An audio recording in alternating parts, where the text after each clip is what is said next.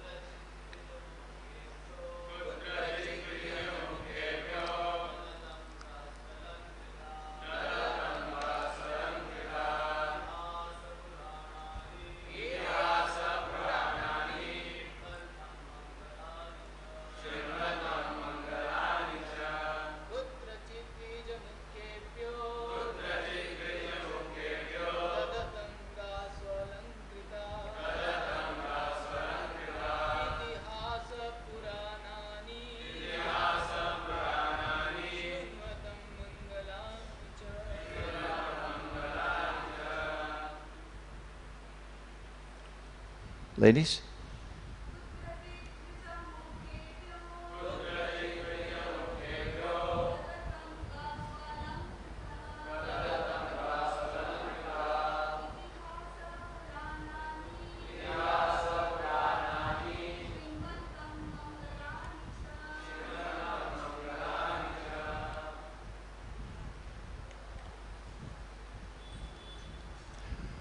Word meanings?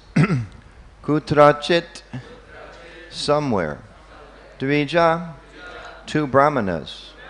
Mukyebhya, excellent. Dadatam, giving. Ga, cows. Su, well. Alankritaha, ornamented. Itihasa, epic histories. Puranani, and the Puranas. Srinvatam, hearing. Mangalani, auspicious. Cha, and. Translation. Somewhere he, Krishna, was giving well-decorated cows to exalted brahmanas, and elsewhere he was listening to the auspicious narration of epic histories and Puranas. Please repeat. Somewhere he was giving well-decorated cows to exalted brahmanas, and elsewhere he was listening to the auspicious narration of epic histories and Puranas. Purport by disciples of His Divine Grace A.C. Prabhupada. Srila Vishwanath Chakravarti informs us that giving cows in charity occurs in the morning, while hearing the histories takes place in the afternoon. Om Gyanatmiyandasya Tanan Anjana Shalakaya Chakshru Minitam Yena Tasmai Shri Gurave Namaha Shri Chaitanyamano Bhishtam Stapitam Yena Bhutale Svayam Rupa Kadamayam Dadati Swapanantikam Jai Shri Krishna Chaitanya Prabhu Nityananda Shri Advaita Gadadhar Shivasadi Gaur Bhaktivedanta Hare Krishna Krishna Krishna Hare Hare Hare Ram Ram Ram Hare Hare. Can we move this now? Can we move the sign now? So, here we are continuing this section, mostly very short purports, but very colorful one after another descriptions of Narada Muni visiting Krishna's different palaces and seeing how the Lord in each of the different palaces was engaged in different activities. So there's several different points that we can learn from this and contemplate. We'll discuss a few here this morning. First is that we notice, and Narada was particularly struck by how everywhere he went, the Lord was engaged in different activities. One place to the next, to the next, to the next. Different activities with different devotees as being described and elaborating the purport. You know, here we're hearing that he was distributing cows to the well-decorated cows, to the exalted brahmanas, elsewhere listening to the auspicious narration of the epic histories and Puranas. Yesterday's verse, he was consulting with royal ministers. Earlier, he's riding on horses, elephants, and chariots, etc. So every place Narada kind of peeks in to see what's going on. Krishna's doing different things. So one point from this is this substantiates that Krishna is the Supreme Personality of Godhead. He is God. And even when on earth, when he's displaying different human-like activities, human-like in the sense he's doing duties that kings and leaders of society are supposed to perform, even when he's doing those things, he still maintains his transcendental position as the Supreme Personality of Godhead. So he's acting as a powerful king, but he's not just a powerful king, he's God. And he's performing different important duties, but he's not just a historical or mythical figure doing those. He's the Supreme Personality of Godhead. And so the evidence for this is given throughout, especially the 10th canto. So we understand, yes, Krishna was acting in the role as a king. So sometimes people think, well, he's a king, I'm a king, he's just like me. Okay, but he had 16,108 palaces. So not an ordinary king. Or sometimes people say, well, he was a baby. How can he be God? Because everybody in India particularly knows all the different leelas of Krishna when he was a baby, such a beautiful little baby. Well, he was a baby, but also as a baby, he killed so many demons. Not a lot of babies do that. They do a lot of strange things, but they don't kill demons. Yes, he was a young boy. Sometimes people hear, oh, Krishna was a young boy. Yes, he was a young boy, part of his Leela manifesting his youthful pastimes. But as a young boy, he lifted a mountain with his left hand with his little pinky and held it up for 7 days. So, okay, he's a boy, but. And sometimes, people hear, they say, oh, Krishna, sometimes they question, how can he be God? He danced with so many young girls. So I can also dance with young girls, or so many people dance with young girls. Yes, but mystically each of those girls saw that only I am dancing with him by his mystic power, although he was dancing with so many. And the devas themselves were watching, glorifying, praising the transcendental dancing activities of the Lord and his topmost devotees. So that's one thing that we can understand, how by seeing Narada going from place to place to place, even he's amazed at everything Krishna's doing. Narada Muni, great preacher and self-realized soul, he's amazed at Krishna's qualities and his omnipotence, his unlimited potencies and energy. So one point we should take from this is to see, yes, Krishna is the Supreme Personality of Godhead. Another point that's elaborated in the purports, and we can see in the text, is that Krishna in his different activities, he's teaching. He's teaching what's proper behavior. And as described many times by the acharyas, we should follow in Krishna's footsteps. We can't imitate, but we can follow in his footsteps. There are certain things that are meant particularly as examples for us. So there's other things that are purely his leela. But here we see in this particular verse he's giving charity. He's specifically offering, giving well-decorated cows to exalt the brahmanas. So he's teaching, particularly the role of grihastas, the importance of charity. So those of us that are living in the grihastha ashram, we should try to understand that our responsibility also, as exemplified by Krishna, is to give charity. And also charity according to the right time and the right place, not just whimsically giving charity, but trying to understand where can we give charity in such a way it's going to bring the most benefit, how it can actually uplift people as much as possible. So he's demonstrating that. He's serving the brahmanas. In this short verse, we learn that he's serving the brahmanas. He's protecting the cows indirectly by caring for them and by offering them and to be protected by the brahmanas. He's hearing the shastra. It's interesting, even though he's God, he's sitting listening to the shastra. Later, there's a couple verses ahead where Narada Muni observes that it describes it something like Ram. We hear about Lord Ramachandra doing this, but Krishna also. Sometimes he would go out incognito, in disguise, and hear what's going on in the kingdom. And when Narada observes that, he starts laughing. Because he's just thinking, how amazing is Krishna's the Supreme Personality of Godhead. He knows everything, but he's going out to find out what people are thinking and what they're saying. So it describes, he starts laughing about, how wonderful it is. Krishna's God, like you know everything, but you're going out playing and, acting the part of a king. So it says Narada started laughing, but then he controlled his laughter because he remembered he is God. Let's not get carried away with laughing. So it's this very interesting rasa is revealed to us as well. And of course, we know in Bhagavad Gita, Krishna says to Arjuna, he says, I'm engaged in all these different kind of duties, because if I don't do them, then people will follow my path. They'll point and say, oh, well, Krishna, as they already do, they point to some of his transcendental activities and sometimes use those as an excuse for their materialistic, perverted concept of those activities. But even in a broader sense, if Krishna didn't act according to setting the proper behavior for a leader and protecting cows and giving cows in charity and taking care of the brahmanas, etc. If he didn't, he says, then people, they'll follow my path, and this will lead to ruination. So it's another lesson for us that as devotees, as disciples and followers and worshippers and servants of Lord Krishna, we're also meant to try to carry out and execute his mission and execute his mood. So we also can learn from this that we should be very careful about the example that we offer.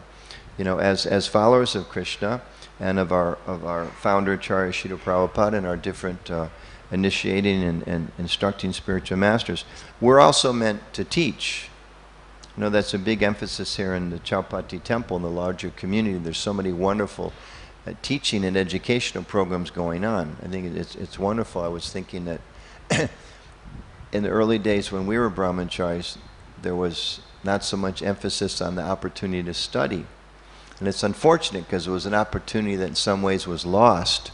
So you're very, very fortunate here in the temple, brahmacharis especially, but grihastas also, many different educational programs, so that we can learn and train ourselves in understanding the deeper truths and information that's given about Krishna and relationships with Krishna, what it means to practice bhakti-yoga.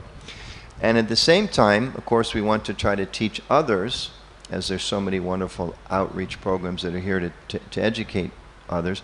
But from this verse, we also understand from this series of verses to always remember that teaching isn't about words. That's not the most important thing. There's a wonderful quote that's given reference to the Christian Saint Francis, who most of us here have heard about, Saint Francis. And paraphrasing, he said something like this. He said to his disciples, he said, you should preach all day long. And when necessary, you can also say a few words. So you should preach all day long, and when necessary, also say a few words. So what did he mean by that? Obviously that our behavior is actually more important than what we speak. And we can see that today. There's so many leaders in the world that say so many things, but then their personal behavior is not up to the mark. And sometimes they'll say, sometimes even a so-called teacher will say, do what I say, not what I do. But everybody knows that has the opposite effect, because if you're saying this but doing this, obviously that's what you personally give value to. So if I'm learning from you, anyone who has a little intelligence, they say, I can tell this is actually what you think is important because that's what you're doing. So the teacher says you should lead a clean lifestyle, but then they're doing nonsense. Well, this dude's naturally going to think, well, you're just saying that because you have to. They pay you to say that. But what you really want to do is this. So what I learned from you is that's the better thing. So in this way, the whole thing really is ruined. So as devotees, it's important that we also learn from this the importance of setting a good example. Of course, we're conditioned souls. We make mistakes. We shouldn't put so much pressure on ourselves. Sometimes this happens in our communities and in our hearts. We put so much pressure on ourselves. Sometimes we become discouraged because, you know, we're reading about pure devotional service. We're reading about Narada Muni.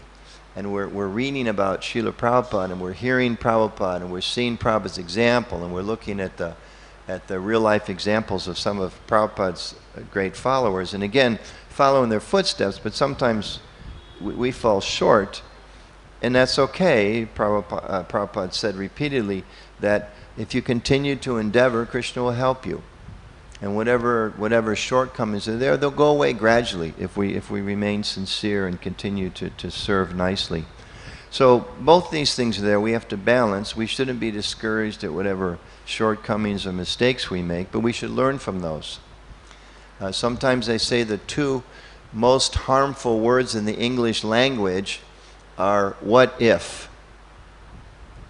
If we meditate, we let our minds dwell on what if. You know, what if I'd said this instead of that? What if I'd studied this instead of that? What if I'd gone here instead of there? What if I'd invested my money here instead of there? That's a very popular one these days. You know, people are so materialistic.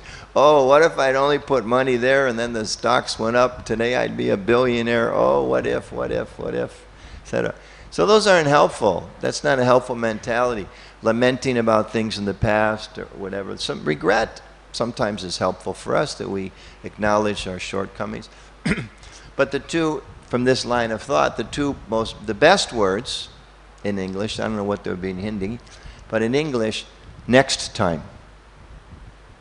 So instead of saying, oh, what if I'd done this, no, okay. I wish I'd done better. I wish I hadn't made that mistake. I wish I hadn't done such a foolish thing, and I wish I'd known more. But next time, when it comes up again, I'm not going to do that again. When it comes up again, I'm going to think more carefully. When it comes up again, I'm going to consider it and look for other options. So it's a much more positive way of looking at things. So we can learn from our mistakes. This whole world's designed like that. We've had possibly 8,400,000 different species of mistakes that we went to. I was at the Govardhan Eco Village for just a couple days since I was here. And one morning I was chanting my japa on the edge of the temple, and it's an open space, and there's a light giving down below. And as always happens, so many insects are flying around. I was kind of watching these insects go around, and when the light reflects, you know, they become kind of like a sparkler or a light themselves for a few minutes. So I was just thinking about these bugs flying at that light, and how foolish it is, you know, and how symbolic it is, the material energy. There's this light that's attractive, and the heat apparently to them is attractive. So they're just flying around to one extent or the other thinking life's good. And if I just stay close to this light, everything's kind of cozy. Of course, if they get too close, zap. In fact, they even make lights these days. I don't know if they have these in India. India's generally more sattvic. Some countries where there's a lot of bugs, they put a light outside that it attracts the bugs, but it's specifically designed to kill them. So they fly into the light. Bzz, so there's bzz, bzz, all night long. Bzz, bzz, bzz, bzz. But even with just the regular light, and I was watching some of these bugs, and some of them, they kind of come up really close, and then they fall. So I'm thinking, oh, they got too close, they burnt their wing. They thought they were going to enjoy, but they lost their life. And other ones, they seem more expert. They're kind of flying around in all these different exotic patterns, and I was thinking, here's a bug that's really proud of his flying abilities. He's just thinking, you know, to whatever degree they think, there's some consciousness there. Oh, this is fun, look at me. And they're swirling. I try to follow some of their patterns, and they swirl around and they go down and then up. I say, this is like a Ferris wheel at an amusement park. You go up and you go down and this and that. But at the end of the ride, everybody knows, you know, any kid that's ever been to an amusement park, you get off that ride and go, okay, what's next? What's next? That was okay. That was fun, but what's next? Ultimately, it wasn't enough. What's next? So these bugs, they're so absorbed in their little light and their heat. So in the same way in human life, it's the same thing. We look at the insects and say how foolish it is. You know, but then we're working so hard most people just to, you know, buy a motorcycle, to have a house in this block instead of that block, etc. It's the same thing, really. You know, from the viewpoint of a pure devotee, even the demigods, they look at us, we think, oh, the things I'm pursuing are so important. I remember I heard in a lecture one time, Prabhupada talked about he was in Howrah Station, and he was explaining how the living entity becomes so attached to material things and how foolish it is. And he said he saw a man carrying a bag or probably a cloth wrapped around, and Prabhupada used the word half-burnt wood. So wood's not so important, but if you're a poor man, maybe wood has some importance. Of course, if you're in the lumber business, it can have a lot of value, but generally, you know, most people when they travel, there's a suitcase, there's some clothes, there's maybe some jewelry, some money, whatever. This man only wood, but not just wood, half-burnt wood. So in one sense, it's a sad thing that someone is so poor in this world that this is what their possessions are. But Prabhupada was also making the philosophical point, even he was attached to these possessions. So just to keep this perspective again, that people in this age, we're all bewildered by so many things, and people need guidance, and they need options, and they need alternatives. And as devotees, it's especially important because people generally, they don't have so much faith in Scripture. A lot of times people, what little Scripture people know, they learn it to see what's wrong. Or they learn a little of this Scripture to find something contradictory in another Scripture. So you reference one thing, they tell you something they think contradicts it, therefore I can just be like an insect and chase the heat and the light because there's some contradiction there. So they don't have so much faith in Scripture. Generally people, they think they're philosophical, but generally they're not very philosophically inclined. And people are very cynical. Generally people are very, very cynical. Why? Because they've been cheated so many times. It's very hard to have faith when you've been cheated so many times. So many claims are given. I remember as a child watching on television, there was some soap, you know, hand soap.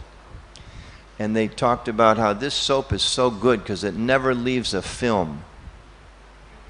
And part of the ad was they showed a sink and hands making a lather, and they took a pair of glasses and they dipped them in the sink and they pulled it out and no lather. It just rinsed right off.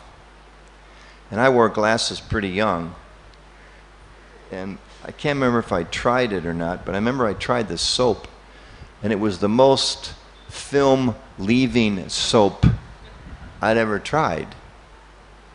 And I was, you know, even as a child, I was thinking, they're lying. And I was thinking, because it leaves such a film, they have to tell everybody there's no film as their selling point. Just like, I don't know if they use this expression here, but in my country they have something called happy hour. They have happy hour here? Happy hour is like at the bars or the pubs or the taverns. Right after work, they sell the liquor cheap because they want to capture people that should go home to their husbands or their wives. They want them to stop at the bar and, spend a few hundred rupees before they go. So they have happy hour, cheap liquor. But it's not a happy hour, it's a sad hour. You go to some dark place, you spend all your money, you kill a few more brain cells, they talk to the bartender, Bartenders are famous, they're like psychiatrists in modern times. People come in and tell them, oh, my family's having trouble, my kids are having trouble, my boss is having trouble, my health's having trouble. And the bartender, because he's so spiritually qualified, he says, no problem, just have another drink. And they call that happy hour. So it's a strange society we live in. Therefore, as devotees, following in Krishna's footsteps, we should be very, very careful. As they say, actions speak louder than words. So this is another lesson here, that it's not so much what we say, but it's what we do. And people are watching. They watch us, and they get faith or they lose faith based on that. So for instance, we go out on book distribution or Harinam. It's not just that when we start chanting, then they listen. But they look to see how do they interact with each other as they're getting off the bus. Are they helping each other carry the box of books? Are they polite to the little old lady that was in line in front of them, etc.? Maybe these are things we don't think about so much because we're thinking about we have to preach.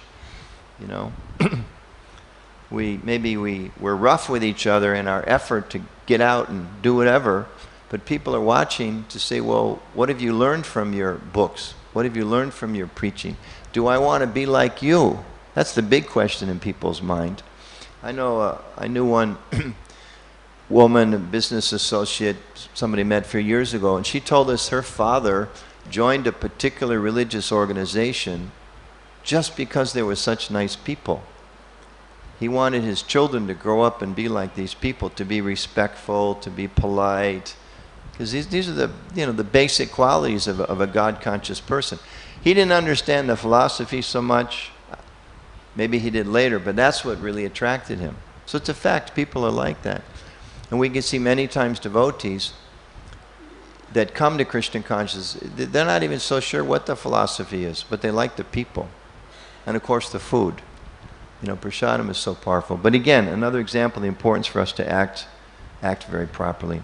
So a third point here, to draw out of this verse, is the importance of hearing the descriptions about the Lord, because that's what we're doing. We're hearing Narada's exchanges with Krishna, his observations with Krishna. Very important verse in the seventh verse of the 10th chapter. Read a little bit of the text and then the purport. Etam vibhutam yogam cha mamayo veti tattvataha so vikalpena yogena yujate natra samshayaha.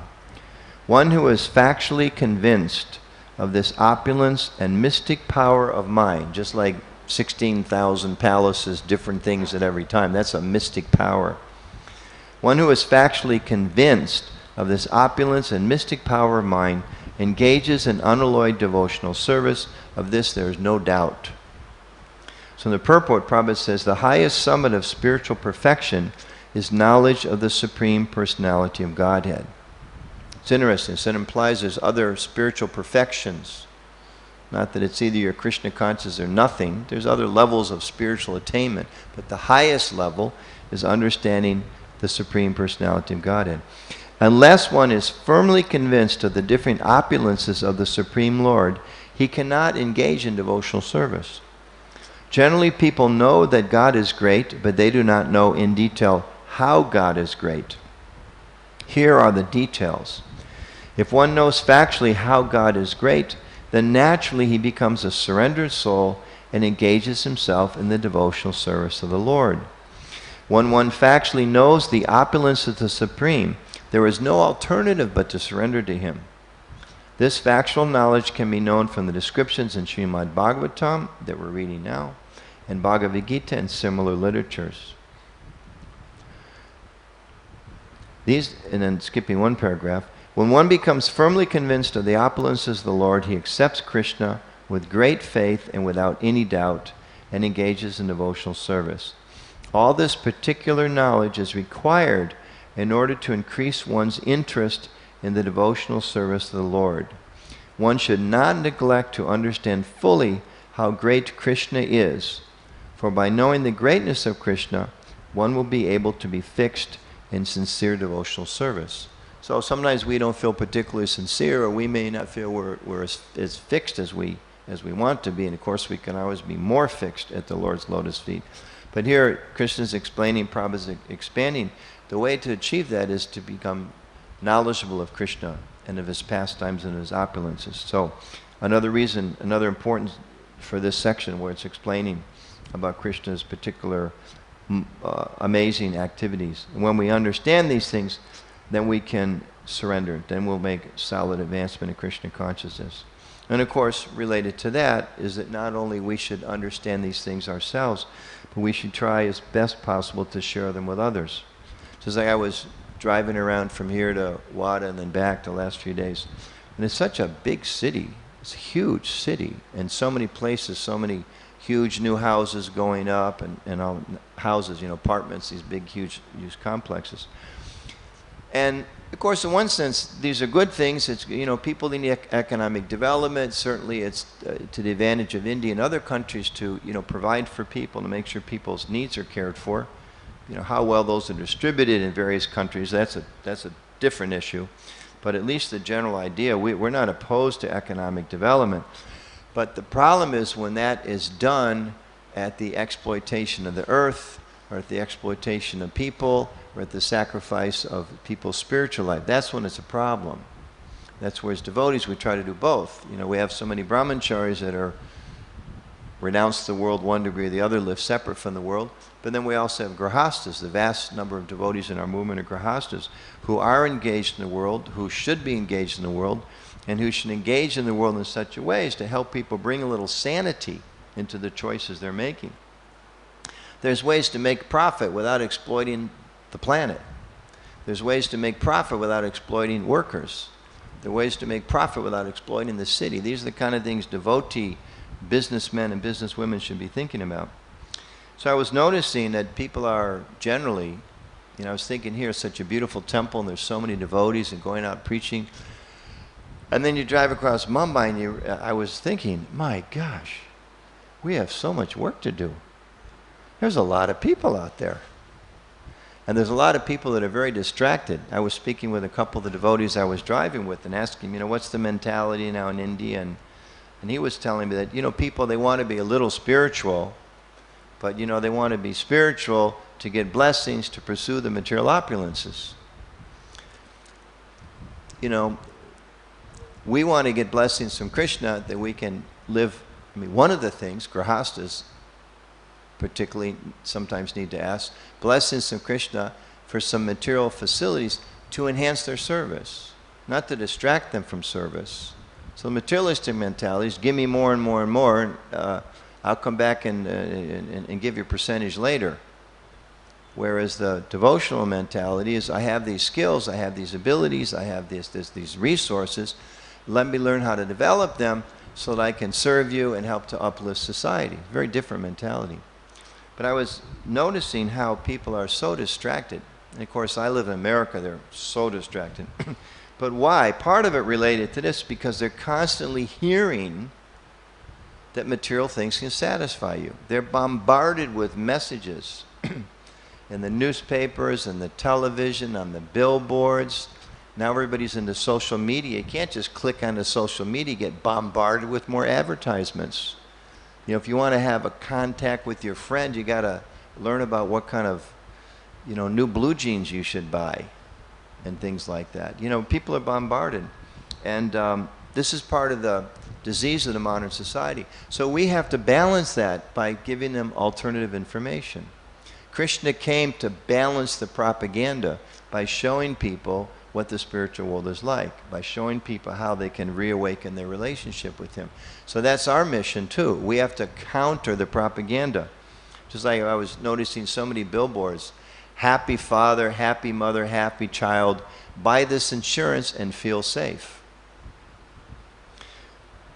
there's a need if you're grahasta for insurance. You should have some insurance to care for your children and things if something happens, or I don't know how many kinds of insurance they have here. In America, you have to have car insurance, house insurance, flood insurance, earthquake insurance, life insurance, health insurance. That's just a few. Class isn't long enough. You need so much insurance.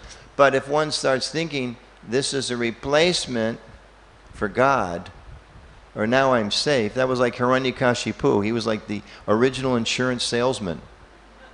You know, let me arrange the, I'm insured against death, inside, outside, on the, in the day, in the night.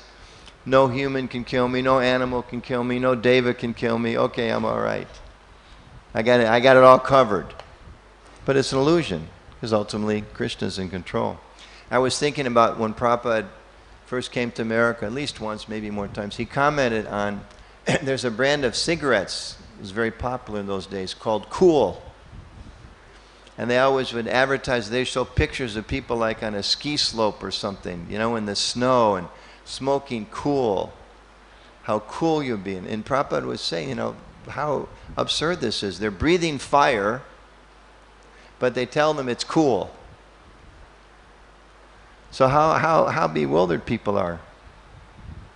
I traveled through the Middle East recently, and in one airport, it was either Dubai or Qatar or one of those places, and they had a liquor store.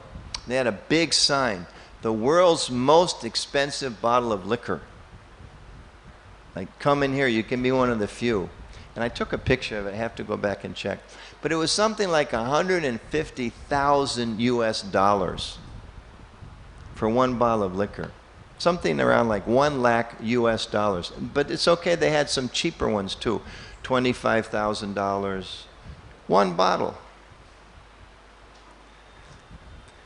I was thinking, how amazing this is. And people, there wasn't a lot of people buying it, but there must be somebody, they wouldn't have the sign there. And when you think about it, what's really crazy is you'd never open that bottle. What if you open it, it's gone sour, or whatever is it? Who are you going to tell? So you never open it, it just sits there. So you spend all this money so it can sit there. People do such crazy things.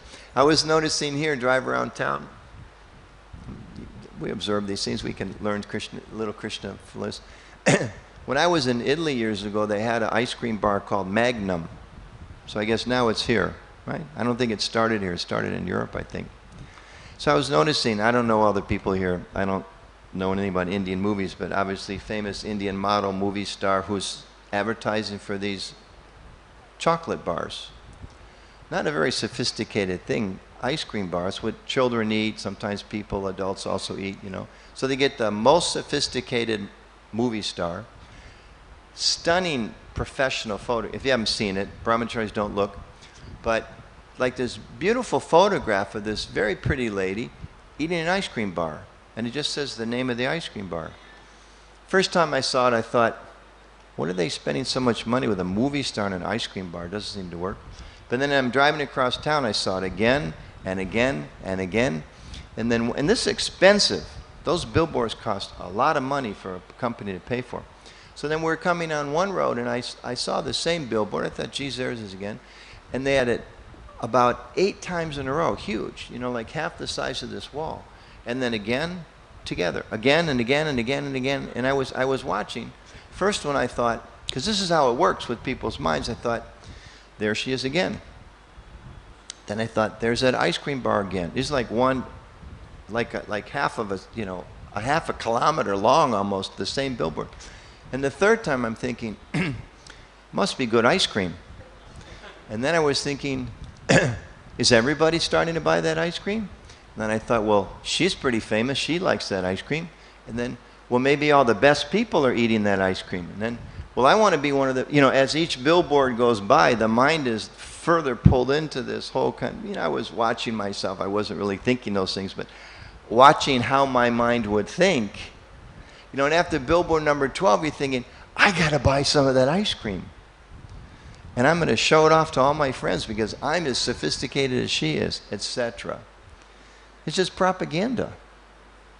But why do they spend so much money on it? They're not stupid. Why 12 billboards in a row? Because we know they've done some studies, that if you do 6, it only has this effect. If you do 8, it has that effect. If you do 12, we can guarantee you're going to increase the sale of your product by 0.72% within 3.5 months, increasing your profit, blah, blah, blah. Basically, people's minds are affected by what they're exposed to. So as devotees, of course, we have to be careful. Luckily, it's only an ice cream ad, but there's other ads out there. We have to be careful what we're exposed to. And more importantly, have to recommit to our commitment to the counter-propaganda. We have to give people an alternative. At the end of this verse, and we'll close with this, at the end of this chapter, near the end of this chapter, in purport to text 39, I'll just read this. It's such a wonderful purport, it won't steal the thunder, can be looked at again later. But Prabhupada says, this is where Narada says, "O Lord, please give me your leave. I will wander about the worlds which are flooded with your fame, singing loudly about your pastimes." Purport, Prabhupada's not saying, disciples are saying. Even Narada Muni was bewildered to see Lord Krishna's amazing pastimes as a human being. Therefore, with the words Anujanihi, Mam Deva, he requests permission to return to his normal service of traveling and preaching. Inspired by what he has seen, he wants to preach widely the glories of the Supreme Personality of Godhead Krishna. So in the same way, we should, as we learn and hear these pastimes of Krishna, we should be inspired to want to go out and share books about Krishna, to go in Harinam and share that, the Lord's holy name, to share prasadam, to build, as you have here, beautiful, attractive temples, to teach so many different educational courses and provide festivals, and to be friendly and inviting to people so that they can also come and take advantage of the fact that the Lord is such an amazing personality. He has all these wonderful things that he's doing, enjoying in amazing transcendental ways, unlimited ways, and yet he also comes here in the middle of Mumbai on a crowded street to give us a chance to serve him.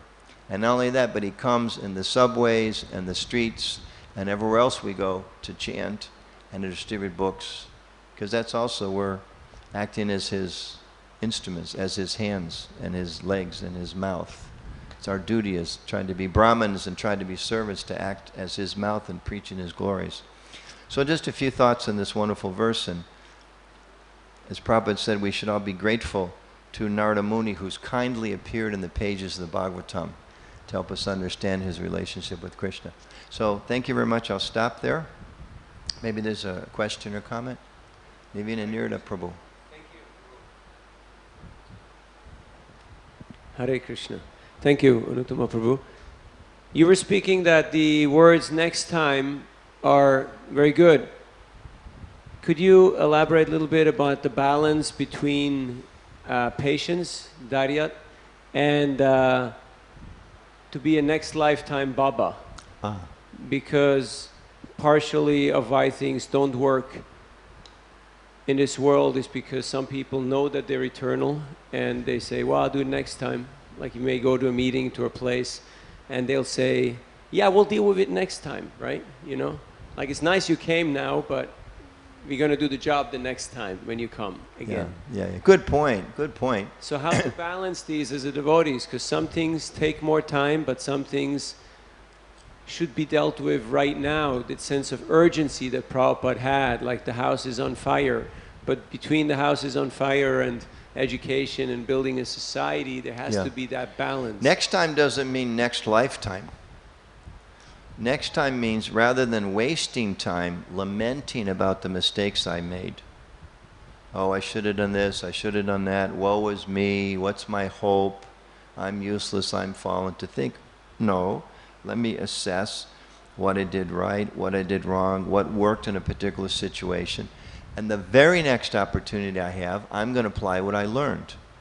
So next time means like a moment from now, 2 minutes from now. It doesn't mean next life. That would be a real misunderstanding of that idea. And to the broader point that you're speaking of, I think the question is that we definitely should have a sense of urgency about what we're doing. Prabhupada talked like that when he started preaching in the West and then came back to India. He said, I'm an old man. who knows how much time I have left? And we can see he really pushed himself, I mean, physically. I mean, the amount of time that Prabhupada put into his service throughout the day and how he minimized his sleeping, and the young 20-year-old men couldn't keep up with him, his intensity. And at the same time, he went to Vrindavan for how many years to prepare himself. So the balance is important. How to balance, I think part of it comes from understanding both sides. It's hard to find a balance if you only see one side. So to understand the benefits of pushing ourselves and doing more and not waiting, and also to see the disadvantages. We push ourselves too much physically, we get sick. We push ourselves too much psychologically, we can get discouraged. If we should be encouraged, not discouraged. And the same way, seeing the disadvantages of, I say, somebody says, I'll do it later. Well, who knows how much longer later do we have? Recently, you may remember there was, just within the last couple of months, there was a man who was the head of one of the largest oil companies in the world. I don't know, it was BP, I forget. And he was in Russia doing some business. And he was in his private plane, and they were about to take off, and there was an early snowstorm. So they had a snowplow out parked someplace or moving someplace, and didn't have any lights. And the plane ran right into the snowplow, burst into flames, and poof. 1 minute he wasn't an old guy, I mean he's in 50s or something. 1 minute he's one of the richest men in the world, meeting with Putin and arranging deals to harvest more oil in Russia and Siberia, whatever. Next minute he's dead. So devotees too, we don't know how much time we have. We really don't. Time is the one thing that is we know you can't buy it back for a moment. You can't buy a moment back for an unlimited amount of gold. So we should have a sense of urgency to use every moment we have. And at the same time, be aware of our own psychology, physical needs, emotional needs, ashram needs, hearing and chanting needs, etc., eating needs, so that we maintain our peak strength so that we can maximize what we do. Now, I remember thinking sometimes, like the analogy, like if you're in a boat race, somehow that image came to me years ago. If you're in a boat race, if a boat goes fast, the front end lifts up and the bottom where the motor is goes down, at least a smaller boat. So if you're in a boat race, and if you enter some shallow area of water, you may be thinking, okay, put it full speed. The only way to win the race is full speed.